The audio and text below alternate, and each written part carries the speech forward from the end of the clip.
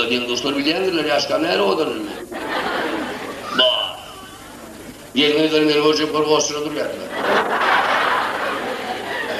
Yo, o da mitte gengat var deyip. Hakikiyimiz ziyaretti. Kalına karşı yalan olup kalın deyip onu halis kalın attık, yok olmadı. Ab olmalı hadi kendine. Sebebi, eneler kıyılarını yetiştirenine kıyılarına süt veriyorlar. Çok süt, onlara süt hakta ölünüyor.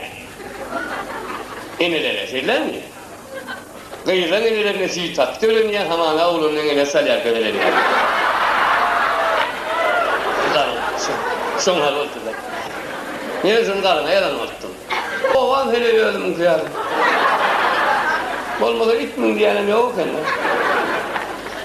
Köşe açıp sanırı şeyden olur. Gören hele yoğunun etme. Aseleden olmak kendine. Şonlar han olup gelip görken yatan yeri yatıp oldun. Kalkan bakır çay içip yatan yerinin yıkıvadın sniperini bana dikip. Mao! Şıpana!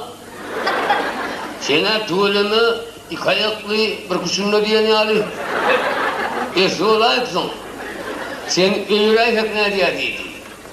Liboz Allah'tan zorak gör. Öğreyecek ne diye diyse öğür değil mi yani?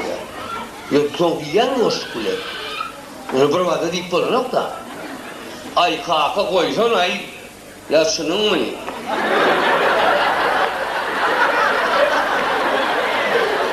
Ya kaka ben aynı tek gelecektim oldu susadım ol.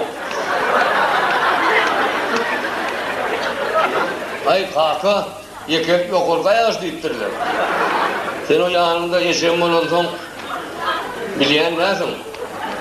Bir de mağayın ayağına senin soğuk var ya. Şoyunur yani. Ay görüyorsan süsür koyuyor dedi. Şoyundan sonra şu diyen aşağıyla maçlar neydi? O da öyle erkek adamlar platformu deyip aşağı kalın kövüşke yerdi kıyılan diyebildi yani.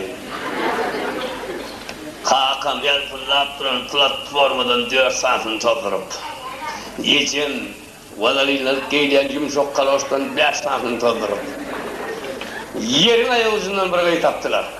Yerin ayağız diyeceğim kamçak veya Kanada'dır öydeyim ben vekilden. Gayı diyelim leşka votana baba. Adı niye yatırayım yekti payım aşık yatırayım.